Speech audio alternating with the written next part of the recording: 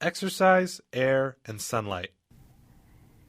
The chief, if not the only reason why many become invalids is that the blood does not circulate freely, and the changes in the vital fluid which are necessary to life and health do not take place. They have not given their bodies exercise, nor their lungs food, which is pure, fresh air. Therefore it is impossible for the blood to be vitalized, and it pursues its course sluggishly through the system. The more we exercise, the better will be the circulation of the blood. More people die for want of exercise than through over-fatigue. Very many more rust out than wear out. Those who accustom themselves to proper exercise in the open air will generally have a good and vigorous circulation. We are more dependent upon the air we breathe than upon the food we eat. Men and women, young and old, who desire health and who would enjoy active life should remember that they cannot have these without a good circulation. Whatever their business and inclinations, they should make up their minds to exercise in the open air as much as they can.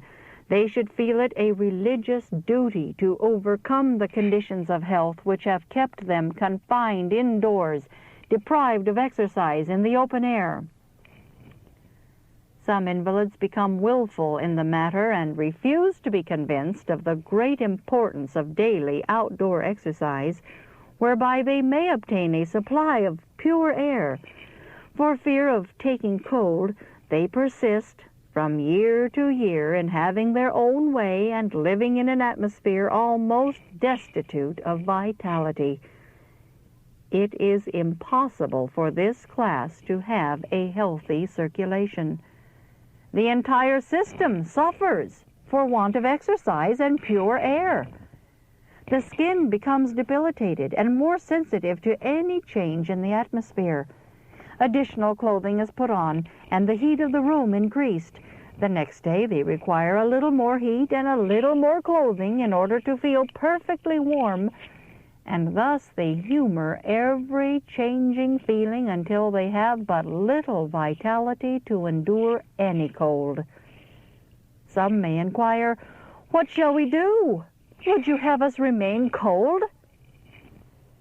If you add clothing, let it be but little, and exercise, if possible, to regain the heat you need.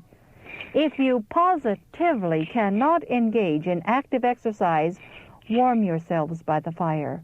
But as soon as you are warm, lay off your extra clothing and remove from the fire.